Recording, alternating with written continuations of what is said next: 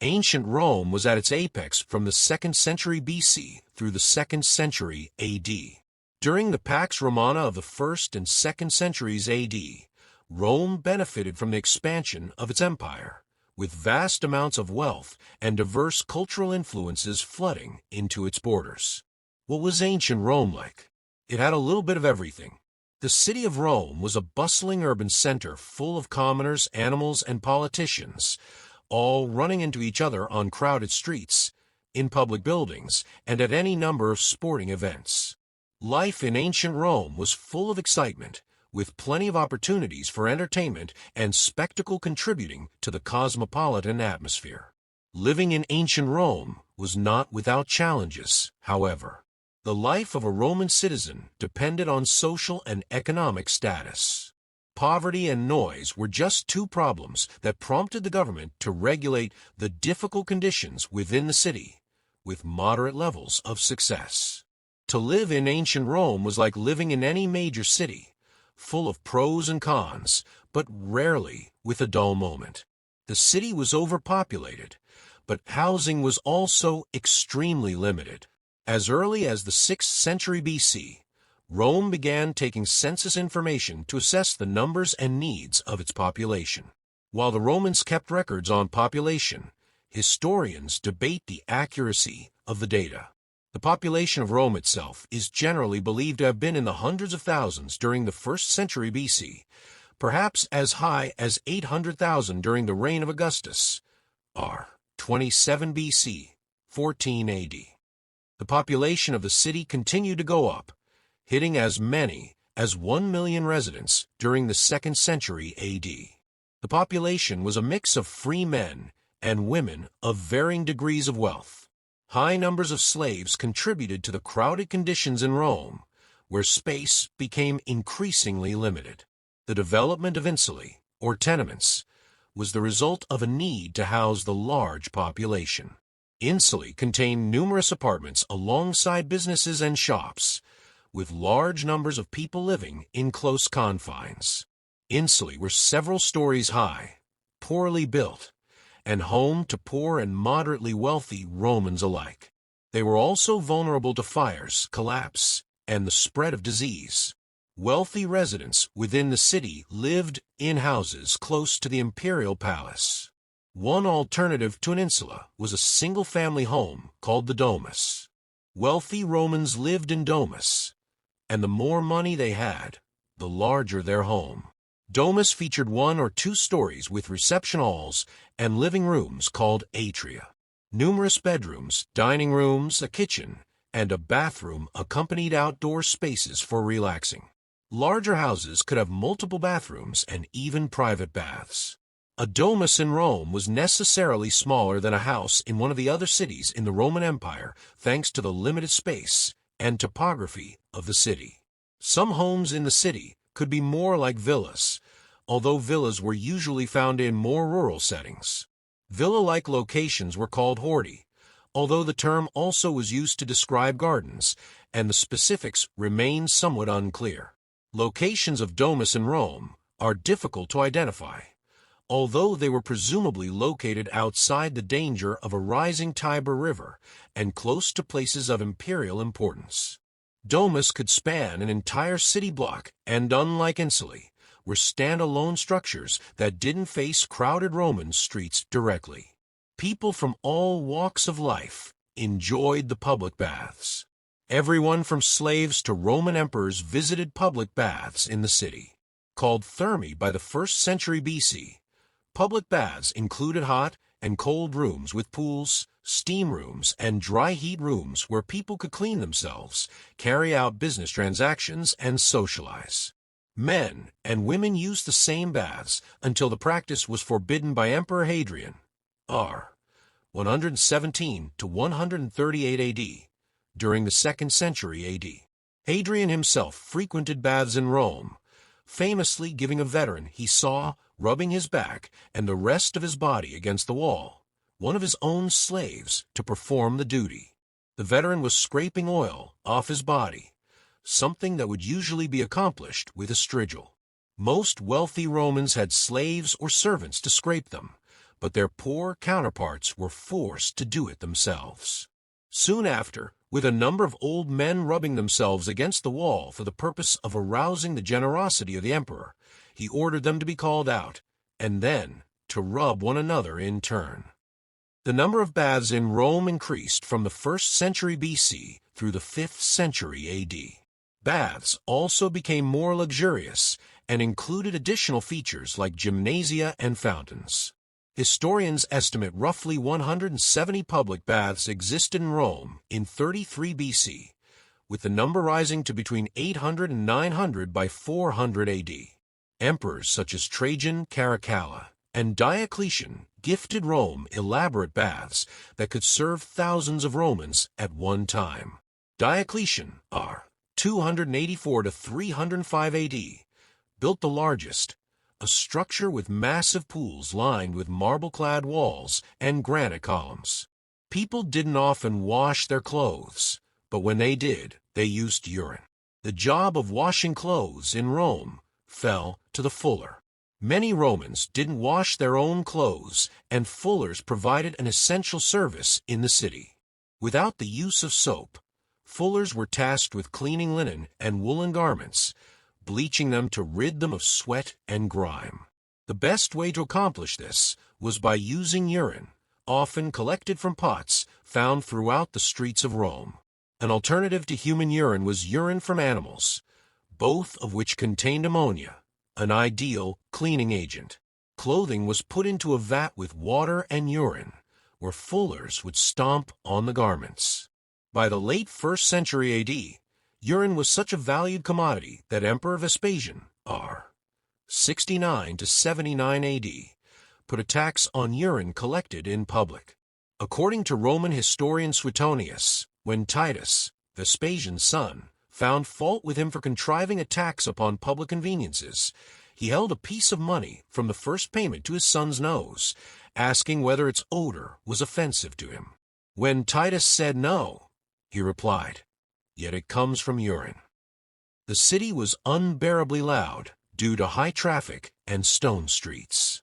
The Romans are well known for their roads, with good reason. While most planned cities had patterned streets, unplanned cities developed somewhat haphazardly. Generally, though, the roads themselves were well constructed. Roads linked areas throughout the empire with Rome, including the Via Appia, which ran for more than 130 Roman miles across the Italian peninsula.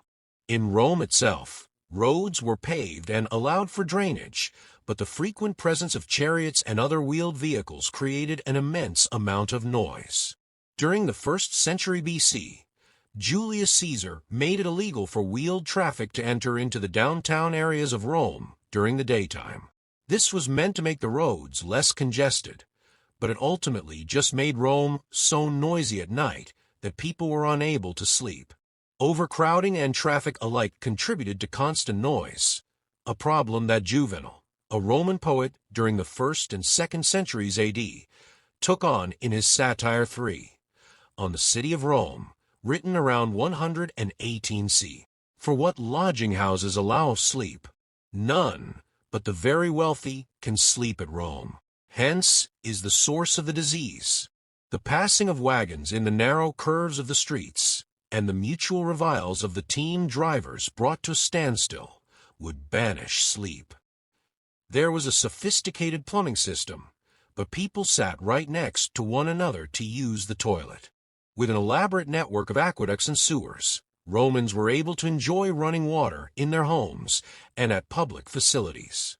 According to Greek geographer Strabo, d.c. 23 AD, the Romans had the best foresight in those matters which the Greeks made but little account of, such as the construction of roads and aqueducts, and of sewers that could wash out the filth of the city into the Tiber. Water is brought into the city through the aqueducts in such quantities that veritable rivers flow through the city and the sewers, and almost every house has cisterns and service pipes and copious fountains. The Cloaca Maxima, or main sewer, collected water from around the city, channeling it back to the Tiber River. By the 3rd century BC, the Cloaca Maxima had gone from an open channel to a closed tunnel, sending water from the Roman Forum out of the city while simultaneously collecting water from public baths and latrines. Water didn't mean privacy, however. In tenements, water wasn't something that could easily be pushed to the highest floors. As a result, people had to carry water or venture out to a public latrine. At public latrines, there were multiple holes where men and women could relieve themselves indiscriminately. The human waste went into running water below, although there was little in the way of good ventilation or toilet paper. Instead, Romans used leaves or communal sponges on sticks. Wealthier Romans would have preferred to use the latrines in their homes, private toilets that feature 1 or 2 seats. Citizens partook in different forms of entertainment. Within the city of Rome, there were numerous ways to spend one's leisure time. At amphitheaters like the Colosseum, gladiatorial combat provided dramatic yet brutal ways to pass the time, while races at the Circus Maximus offered another escape from work and the obligations of daily life. Recreational activities in Rome were meant to inspire loyalty among the masses while simultaneously demonstrating leadership, strength, and generosity on the part of the emperor. Rome was also home to theaters of various sizes. Often modeled on Greek buildings, Roman theaters included tiered seating, sometimes built into a hill, and awnings to block the audience from sun and rain. The first permanent theater in Rome was built by Pompeius during the 1st century BC. Smaller theaters, called odeae, were more likely to be home to musical performances, while larger theaters presented stage productions. Not everyone was enamored by the array of entertainment options in Rome. Roman satirist Juvenal commented that the citizens of Rome only cared about bread and circuses, having lost sight of their role in politics in exchange for food and fun. A person's wealth determined their child's education. There was no public education in Rome, but young boys and girls usually received basic instruction from their mothers and fathers before being sent to a teacher or tutor. It was the duty of a father to teach his son to read and write alongside more physical training, while women were tasked with educating their daughters. When children were educated by teachers and tutors, their lessons were based on the amount of wealth their parents had to contribute to their education. Poorer Romans could skip formal education completely, teaching boys and girls in a family trade rather than paying for an instructor. Wealthy Romans, on the other hand, brought the best tutors to their homes or employed a literate, trained slave to teach their children. On other occasions, the children of wealthy Romans went to a school with a pedagogue in tow, someone who carried the students' books, went to and from class with them, and made sure the young Roman behaved himself. Girls and young women received different education than their male counterparts. While boys and young men studied logic, literature, and philosophy, the extent to which a girl learned anything beyond reading and writing depended on what their mothers taught them and the status of their parents. Girls with wealthier parents could receive training in music, literature, or comparable disciplines. Every citizen was guaranteed grain at a fixed price. As the population of Rome grew, so did poverty and starvation. Rome instituted a welfare program of sorts, providing grain to citizens at a price subsidized by the state. The distribution of grain, known colloquially in Europe as corn, during the 1st century BC was actually done free of charge for a time, something that put a heavy financial burden on the Roman state. According to Plutarch, a writer during the 1st and 2nd centuries AD, corn was available to poor and wealthy citizens alike. Grain distribution caused a lot of contention in the Roman world, most notably with the efforts of the Gracchi brothers, Tiberius and Gaius, to reform the agrarian system during the 2nd century BC. Under Julius Caesar, d. 44 BC, steps were taken to make sure that only Roman citizens were receiving grain. During the reign of Augustus, r. 27 BC 14 AD, it was determined that all citizens were to receive corn contingent upon a small fee. By the late 2nd century AD, Rome was consuming roughly 28 million bushels of wheat, barley, and rye each year. care of the grain, or kura annona, was supplanted by the annona civica, a distribution of bread each month, at some point during the late 3rd century AD. While some women were in the workforce, societal norms restricted most to household. The role of a woman in Rome was determined by her social status, wealth, location, and the auspices of her male guardian, her father, husband, brother, or son. Women had relatively few legal rights, could not vote, and were prohibited from holding public office. That said, women were not without some power. Women could own property and work outside of the home as a wet nurse or midwife, as an agricultural laborer, or at the marketplace. Some women even owned their own businesses. At the lower end of the economic and social spectrum, women often had to be mothers and providers. While there were limited employment options for women, they could produce crafts and other artisan goods in the home. Many women provided valuable assistance to their husbands and fathers in the family business as well. Women with no other options may have turned to a life of prostitution. Wealthy women had fewer domestic and household duties, perhaps taking part in more leisure activities, but they also kept a close eye on their children, as well as the slaves and servants within their home. Still, one more option for women was the life of a priestess. Vestal virgins, for example, dedicated their lives to Vesta, the goddess of the hearth, by committing to 30 years of chastity. Religious deities were present inside and outside the home. There were temples to gods within the Roman pantheon throughout the city that acted as links between human existence and divine presence. The Temple of Mars Altar, built during the 1st century BC, honored Augustus, attesting to his military success with the assistance of Mars himself. Temples honoring Venus and Jupiter served as political and religious centers, with the latter restored several different times during the 1st centuries BC and AD due to its importance within the Roman state religion. In addition to the Roman pantheon of state gods, Romans lived their daily lives in the presence of spirits. Household gods, called Panes or Penates, oversaw the kitchen and home, making it a safe, abundant space.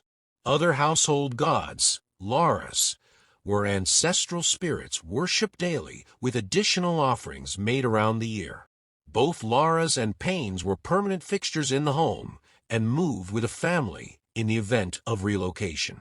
The presence of Panes and Lares in everyday life accompanied cult worship of gods like Bacchus and Isis. The most important cult, however, was the imperial cult. Many emperors from the time of Augustus were worshipped as deities, strengthening their ties to the Roman pantheon and earning a place alongside Panes and Lares in the daily worship cycles of Roman citizens. Common citizens could play a political role.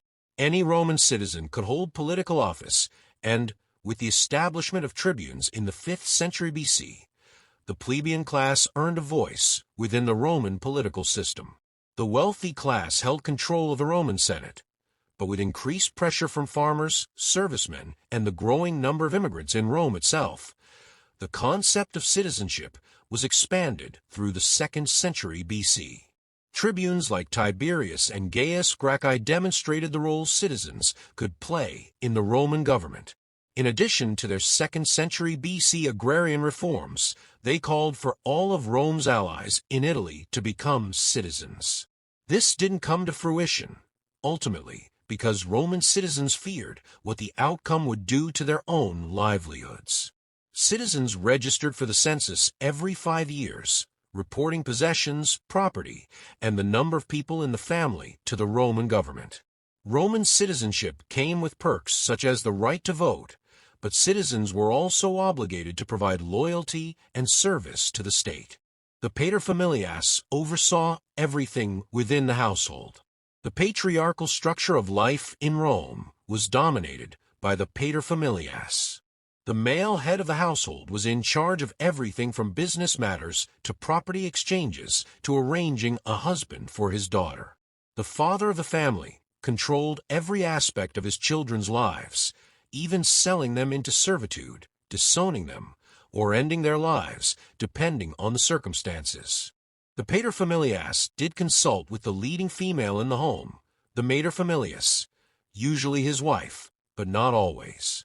Marrying a daughter meant transitioning her from the authority of her father to that of her husband, but women always remained partly loyal to her father's family and also partly loyal to her husband's.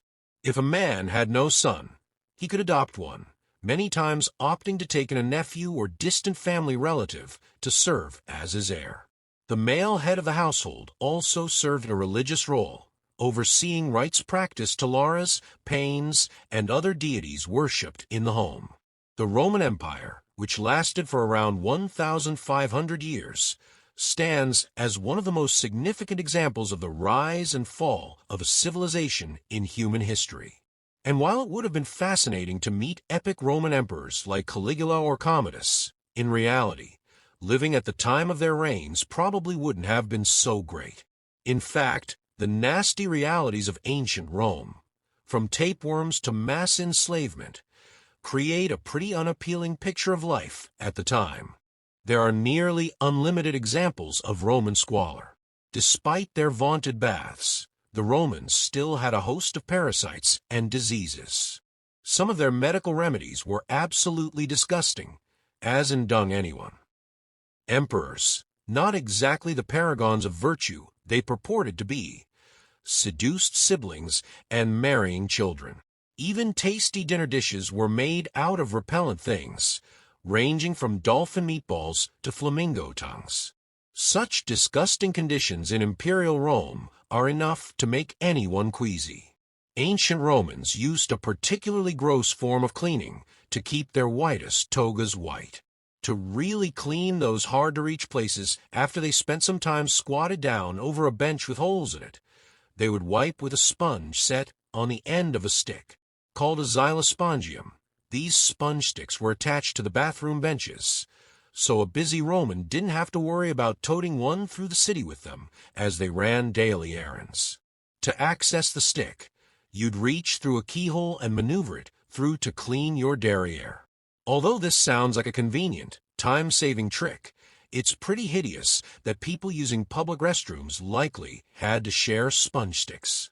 All one can hope is that they were switched out or cleaned often by bathroom attendants. Ancient Rome had a pretty sophisticated sewer system, but its purpose, rather than to remove excrement and general filth, was to drain standing water from the streets. Ancient Romans had very different cleanliness standards than more contemporary civilizations, and they just weren't that concerned about poop and rotting food in the streets as long as they could walk through them. However, examining Roman excrement has revealed how absolutely awful these standards were for people at the time.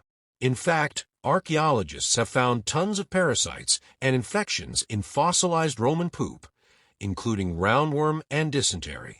In addition, the Romans, frugal people that they were, didn't dispose of a lot of the excrement they had access to. Instead, they used it to fertilize their crops, which recycled their bowels back onto their food.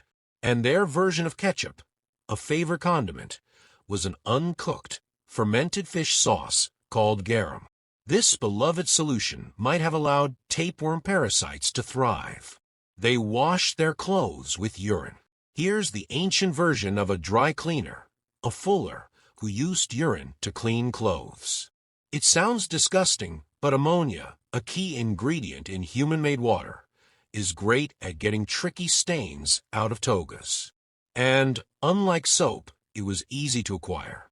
Fullers could just put vessels on street corners, and men who needed to pass water could contribute their services by using into the buckets. The 1st century Roman Emperor Vespasian famously instated a urine tax, raking in a bunch of cash by taxing the public bins where people dumped urine collected from toilets. And the tax was quite lucrative. Some even credit it with saving the empire at a particularly precarious time. When Vespasian's son, the future Emperor Titus, expressed his displeasure at this governmental initiative, his dad held a piece of money from the first payment to his son's nose, asking whether its odor was offensive to him, according to Suetonius. Titus, of course, said no, and Vespasian famously replied, "Yet it comes from urine." Rome wasn't built in a day, but it was built on the backs and with the hands of a magnitude of slaves. In fact, one of the city's foundational myths is the story of the capture of the Sabine women, who were taken from their community and forced to become reproductive machines for the creation and continuance of the Roman population. Whether bought in markets, seized from nearby communities, or captured as a result of foreign wars, servi, as the slaves were called in Latin, were estimated to have made up anywhere from 1/3 to 3/5 of Italy's entire population. That means there were up to 4 million slaves in Italy alone, which doesn't even count the rest of the empire. Ancient Rome had quite the unique and vibrant foodie culture, thanks to a gentleman gourmand named Apicius, who took it upon himself to eat and record recipes from around the empire. There exists a detailed list of some of ancient Rome's favorite recipes in the form of a cookbook.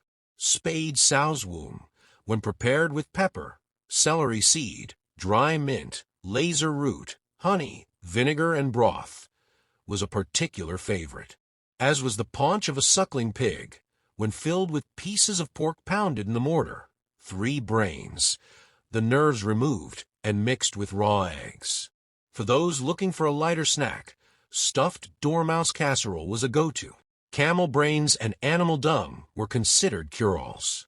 Getting sick in Imperial Rome, you might well have had to swallow some animal dung. It is natural history. Pliny writes that a camel's brain, dried and taken in vinegar, cures epilepsy, while the ash of the burnt dung makes the hair curl.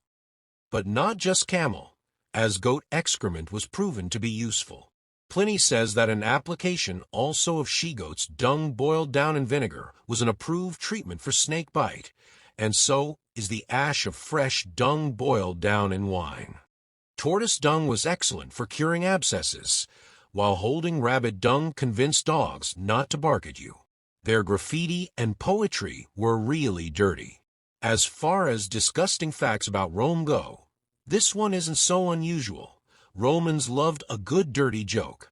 The town of Pompeii, in particular, boasted tons of dirty graffiti scrawled on public walls and in private bars alike.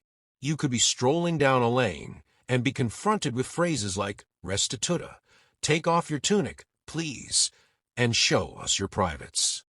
Other drawings featured erect phalloi, images that, while obviously sexual, were also thought to ward off disease and illness. Virility penises, get it. And the naughty sayings also appeared in poems. In Catullus's famously dirty poem 16, he called his friend Aurelius a phallus sucker, and his pal Furius a little b****. Prepubescent girls were forced into marriages. Young ladies in ancient Rome didn't have it easy when it came to marriage. Not only were their unions, particularly the aristocratic ones, usually arranged, but some of the girls also hadn't even hit puberty at the time of their marriages. In fact, many Roman girls were married off at age 14 or before.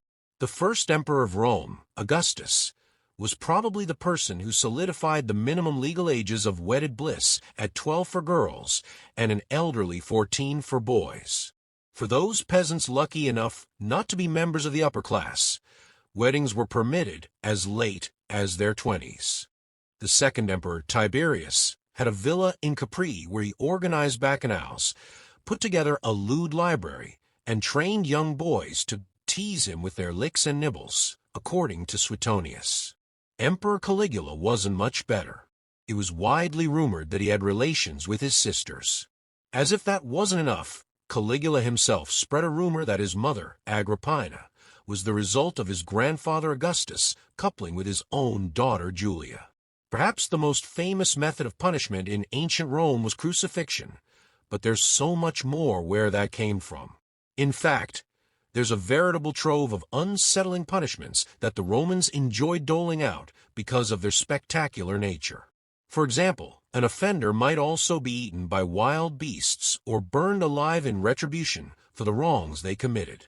If someone did something really serious, like killing their own father, they might be sewn into a sack with a rooster a dog, a monkey, and a snake, then thrown into the Tiber River to drown alive. Vestal virgins, traditionally chaste priestesses, were entombed alive if they broke their vows of purity. Romans loved to off their competitors, using whatever means necessary to get the job done. Augustus's stepson, the general Germanicus, was allegedly cursed. The malediction was written down on a lead tablet and entombed in his house. Lead tablets pierced with nails were a preferred method of cursing, since this tactic was thought to bring about the desired effect in the form of a legal agreement with the gods to do harm to a person. Toxic plants and tainted food was another common means of removing someone you didn't like in imperial Rome. A whole host of emperors were allegedly guilty of offing people they hated, including their own relatives and rivals to their throne. The Roman army, during both the Republican and Imperial periods, decimated opposing armies and average Joes alike, removing whoever got in the way of areas they were looking to conquer. And the Romans eliminated in bulk. Statistics vary depending on the account, but the 2nd century sack of Seleucia, a Mesopotamian city, involved burning down a community of 300,000. Later, the Emperor Maxentius exterminated thousands of his fellow senators in order to take their property and wives, and some estimate that the Emperor Tiberius slaying more than 35,000 during his reign. Men didn't just fight one another in the gladiatorial games. They also fought wild beasts that were imported from all over the empire. With no PETA around to defend them, these exotic animals were caged in dismal conditions and then unleashed to ravage their human rivals. In Emperor Trajan's games held between 108 to 109 CE alone, 10,000 gladiators and 11,000 animals were slaughtered, although some think chroniclers' numbers were exaggerated. In another festive celebration, 8,000 animals were slain in 80 CE to Crispus Titus's new amphitheater. When it was time for a bath, ancient Romans headed for a public bathhouse. Here, they would progress through a series of rooms: the scalding hot caldarium, then the lukewarm tepidarium, then, finally, the icy frigidarium. Before bathing, Romans would coat their skin in olive oil, then scrape it off, or have their slaves scrape it off with a strigil. This was supposed to remove dirt, dead skin, and perspiration. And what would happen with the dirty oil? It would be reused for the next guest, or even used for women to condition their hair. Giving birth in ancient Rome was extremely dangerous for both mother and baby. Infections, hemorrhaging, and other complications were unfortunately common. Not interested in taking your chances on childbirth, birth control options were available, but they were strange, to say the least. According to the physician Cyranus, it also aids in preventing conception to smear the orifice of the uterus all over before with olive oil or honey or cedar resin or juice of the balsam tree, alone or together with white lead, or with a moist cerate containing myrtle oil and white lead, or before the act with moist alum, or with galbanum together with wine, or to put a lock of fine wool into the orifice of the uterus. Many of these methods were possibly effective, since they served to block access to the uterus. While the existence of vomitoriums where Romans would intentionally purge themselves is merely a myth, dinner parties were still pretty gross by modern standards. At elite parties, guests would eat while reclining on sofas, where they just toss animal bones, skins, seafood shells, olive pits, and any other refuse on the ground for slaves to clean up.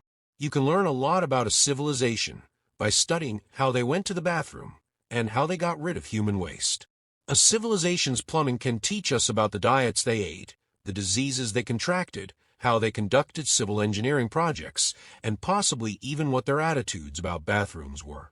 But our information about ancient bathrooms and toilets is still fairly new, especially when it comes to ancient Rome. Until recently, the bathroom habits of the ancients weren't considered an appropriate subject for academic study. When previous archaeologists did unearth ancient toilets, They came up with fantastical alternate reasons for their uses to avoid describing how they were actually used. When Italian excavator Giacomo Boni discovered a Roman toilet in 1913, he imagined that it was a water pump that powered the entire house. In recent years, archaeologists have been giving ancient toilets a second look.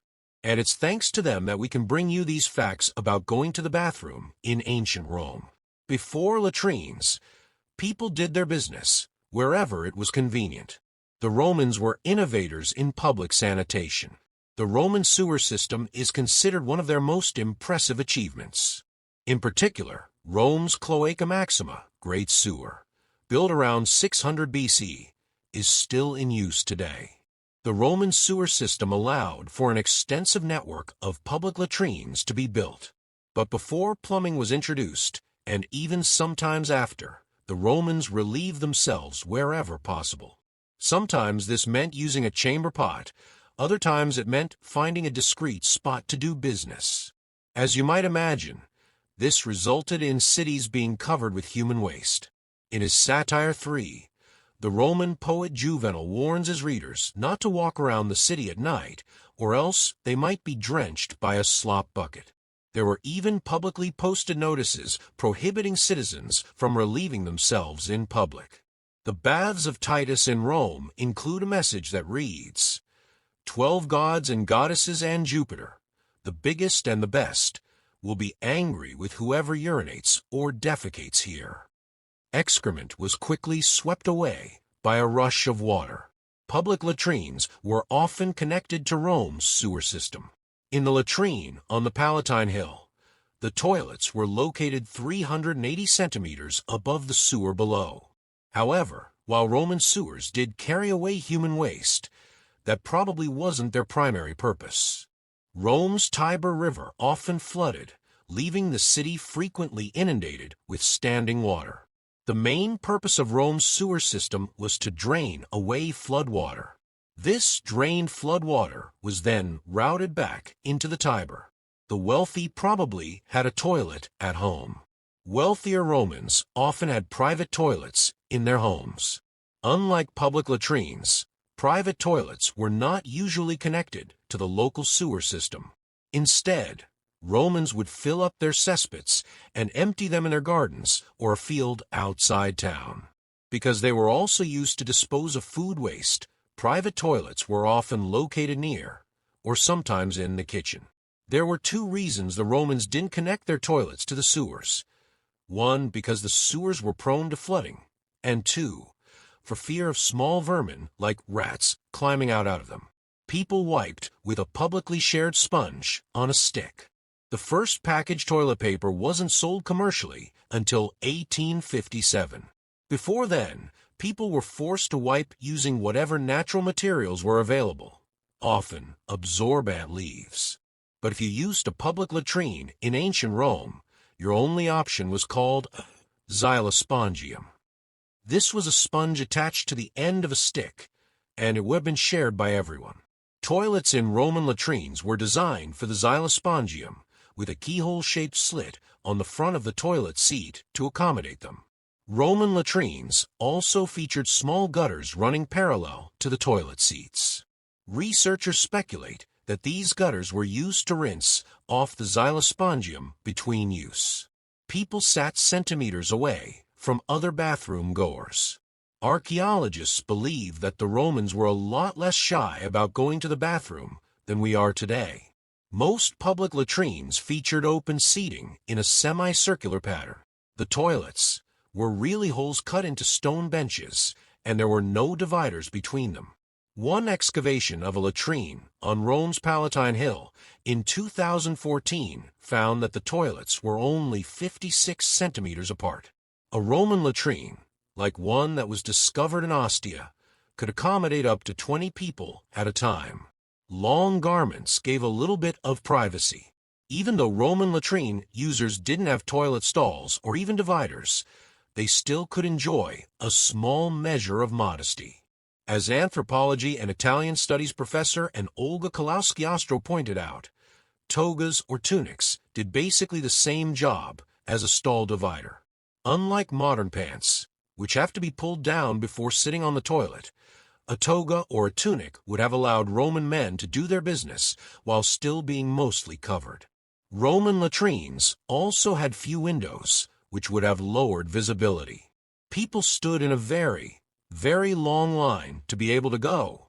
Archaeologists speculate that Romans using public latrines would have had to wait through extremely long lines. They base this speculation on the presence of graffiti outside latrine entrances, which suggests that people had plenty of time to carve a message before doing their business. Researchers who excavated the city of Pompeii discovered numerous examples of Roman bathroom graffiti. And while some of it is difficult to translate into modern English, much of it is similar to what you'd see scrawled on a bathroom wall today. For example, one message said, "Defecator, may everything turn out okay so that you can leave this place." Another said, "Apollinaris, the doctor of the Emperor Titus, defecated well here." And then there was this one, "We have wet the bed, host. I confess we have done wrong. If you want to know why, there was no chamber pot." Parasites were a widespread problem. The Romans were innovators in both toilet and sewage technology, but public health was still an issue of grave concern. They were aware of the dangers of exposure to human waste, and they even introduced legislation to tackle waste buildup. But the evidence suggests this did little to improve public health. One study found that parasites like whipworm, roundworm, and entamoeba were actually higher during the Roman Empire as they were during the earlier Iron and Bronze Ages, when sanitation was much more rudimentary. People usually did their business alongside members of their own class. Today, we can tell a lot about Roman toilets themselves, but we know less about who specifically used them. According to Professor Kalowski-Ostro, it's still unclear whether public bathrooms were unisex or reserved only for men. In theory, public bathrooms were available to everyone, but it's likely they were used primarily by the lower classes and slaves. This is both because wealthy Romans usually had private toilets at home, and many of the latrines that have been discovered were located underground and decorated simply. People probably ate crops grown with the natural fertilizer they provided. The Romans passed laws mandating that human waste had to be carried out of the cities and into the countryside, where it was used to fertilize crops. Using human waste as agricultural fertilizer isn't itself a problem, and in fact it's still practiced in parts of the world today. However, human feces needs to be composted for several months before it can be used on crops. This composting period kills the parasitic eggs contained within. The Romans didn't know this. As a result, using human feces to fertilize their crops contaminated their food supply. This is cited as one likely reason for the higher occurrence of parasites in Roman populations compared with Iron and Bronze Age peoples. Public toilets could be dangerous due to gas buildup. Whether Romans found their public latrines unpleasant is unknown, but the evidence indicates that latrines were definitely dangerous. Besides the danger of vermin crawling out of toilets, Roman sewers were prone to methane gas buildup. This could cause flames to burst out of toilets. The danger of public toilets might be why many Roman latrines feature shrines to Fortuna, the Roman goddess of luck. These shrines may have been intended to ward off everything that might go wrong in the bathroom, like illnesses, explosions, and aggressive animals. Sanitary accessories included wool tampons dipped in opium. Based on their surviving literature, the Romans were squeamish when it came to menstruation. Male Roman writers rarely wrote about the subject at all, and when they did it wasn't complimentary. In his Natural History, a selection, Pliny the Elder wrote the following: "Contact with menstrual blood turns new wine sour. Crops touched by it become barren. Grafts perish. Seed in gardens are dried up. The fruit of trees fall off. The edge of steel and the gleam of ivory are dulled. Hives of bees perish. Even bronze and iron are at once seized by rust, and a horrible smell fills the air. To taste it drives dogs mad and infects their bites with an incurable poison.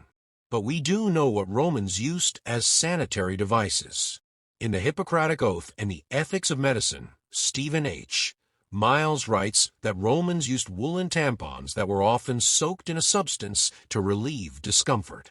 These substances included opium, poppies, bitter almond oil, boiled honey, sea onion, and ox marrow. The history of human waste is surprisingly full of practical applications in everyday life. Urine, feces, and blood served as commodities like anything else during different eras, and humans found ways to put waste to good use. There are plenty of unexplained ancient discoveries confusing to historians, but some ancient applications of human waste were downright ingenious. Uses for human poop range from medicinal to military, while urine had industrial and practical applications galore.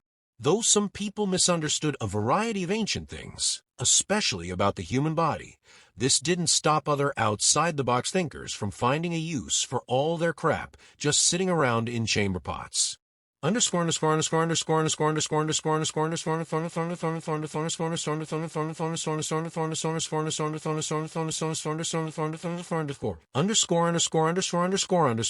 In 12th century China, fighters developed a powerful weapon which combined human feces, as well as other waste, poison, and gunpowder. The warriors would then hurl the end product at their enemies. They heated the concoction, placed it in ceramic containers, and sent these flying from trebuchets. Once the bomb hit its target, be it a building or a group of soldiers, the contents would form a noxious cloud. The unpleasantness of the poop poison not only humiliated the enemy, but spread life-threatening contagions as well. The ancient Roman historian Pliny the Elder wrote about how some considered urine a remedy for removing ink spots. Modern household cleaners often contain ammonia to dissolve clumps of dirt or grease, and urine turned out to serve as a natural, renewable source of ammonia for Roman cities. Roman citizens would urinate into designated vessels on the street. When the tubs were full, they would take the vessels to the Phalanca, laundry, then water down the solution to pour over dirty clothes. Urine was also essential in the tanning process. In ancient and medieval times, tanners soaked animal hides in lye and urine to loosen the skin and remove hair. From there, they would soften the leather further by beating an animal dung paste into it or giving it a soak in animal brain solution. The Vikings easily adapted to their surroundings. When it came to starting fires, they found ways to use their urine as a valuable commodity. Vikings would gather a specific type of fungus called touchwood from oak and beech trees and boil it in their urine for several days. After hammering the boiled fungus, the result was a natural fire starter that's so rich in sodium nitrate, it could smolder for days. To start a fire, Vikings only had to blow on the sodium nitrate cloth to transform a smolder into a flickering starter flame. Scythian archers famously owned some of the most fearsome weapons in ancient combat. Their arrowheads were aerodynamic and their bows powerful, but the poisons they used were the most devastating. In addition to various snake venoms collected during the nomadic warriors' travels through Central Eurasia, they used human excrement and vital fluids to increase their arrows' deadliness. They combined feces and blood, buried the mixture until it putrefied, then added venom and decomposing viper remains. Lastly, they dipped their arrowheads in the biochemical concoction. When the arrows struck their enemies, the human waste and blood mix led to tetanus and gangrene, while the poison exacerbated the situation. The infected wounds could prove fatal within days. Using poop as a biological weapon was well established by the Middle Ages. With the outbreak of the bubonic plague, however, it became a more destructive strategy. There are multiple accounts of medieval battles where forces launched infected feces and dead bodies over castle walls via catapult. The people thought the infected stench would spread the disease. Many view one battle, in particular, the 1347 Siege of Kaffa, the point where the plague spread into Europe. Ironically, feces was also one of the treatments for the plague. When a plague victim's lymph nodes became enlarged and sores developed, medieval doctors would lance the nodes to draw out the disease. They then applied a mixture of human excrement and tree resin directly on the sores. Sometimes patients would also bathe in urine in an attempt to cleanse themselves of the disease. In his book Natural History, Roman historian Pliny the Elder wrote about a few uses for human blood, such as how some believed blood would imbue patients with energy and vitality when ingested, which they would sometimes do directly from an open wound. People with epilepsy allegedly drank the blood of gladiators in hopes of treating their condition. Many valued the cleansing properties of urine throughout the Middle Ages and into the early modern period. Urine was particularly useful in battlefield situations. Surgeons used urine to clean wounds. For example, in 1550 Italian military, Dr. Leonardo Fioravani witnessed a man get his nose cut off, so he quickly urinated on the nose before reattaching it. Fioravani went on to become a pioneer in cosmetic surgery, and he wasn't alone in his sanitization techniques. During the reign of Henry VIII, the king's doctor recommended washing all battlefield wounds in urine. In the ancient world, a menstruating woman was a marvel. The Roman historian Pliny the Elder described numerous applications of menstrual blood in his The Natural History writing. If the doorposts are only touched with the menstruous fluid, all spells of the magicians will be neutralized. According to his writing, some believed a menstruating woman could scare away storms and remove invasive species from crops. It was also common to mix menstrual blood with wax to soothe sores on beasts of burden. Gunpowder requires 3 ingredients, 2 of which, charcoal and sulfur, are fairly easy to find, but the third and most vital ingredient, potassium nitrate, was tough to produce before the 20th century. Industrious chemists managed to manufacture potassium nitrate, also known as saltpeter, using human feces, urine, and other materials. Joseph Lecconi, a physician and geologist, wrote instructions for the manufacture of saltpetre in 1862. He detailed a months-long process where mixing a pit full of manure, straw, ash, toilet waste, and urine produced the necessary nitrates. The ancient historian, naturalist, and philosopher Pliny the Elder had a lot to say about urine uses in the Roman world. Pliny wrote about using urine from prepubescent children to counteract poisonous bites from wasps and a variety of other maladies. People also boiled urine with leeks to treat infected ears. Some claimed the mere smell of urine could bring on menstruation. Urine played an essential role in the European textile industry's growth in the 17th century, and its effectiveness in dyeing fabrics dates back hundreds of years prior. Illuminated manuscripts from the 5th or 6th century contain dyes derived from fermented urine and weeds. As time progressed, people discovered urine could help keep colors from fading and running onto texts or fabrics. Stale urine was ideal, as the more ammonia, the better. It facilitated strong color bonds in fabrics and fibers. Some people commonly prescribed urine to treat ailments in ancient Rome, and different types of urine had distinct uses. Male urine, according to the ancient historian Pliny the Elder, cured gout. Mixing ash with stale urine could soothe diaper rash on infants. Victims of infertility spells sought out urine from eunuchs to counter the supposed hex. Many topically applied urine to everything from burns to rectal diseases to dog bites and scorpion stings. Thank you for watching. Help the channel grow by liking, commenting, subscribing.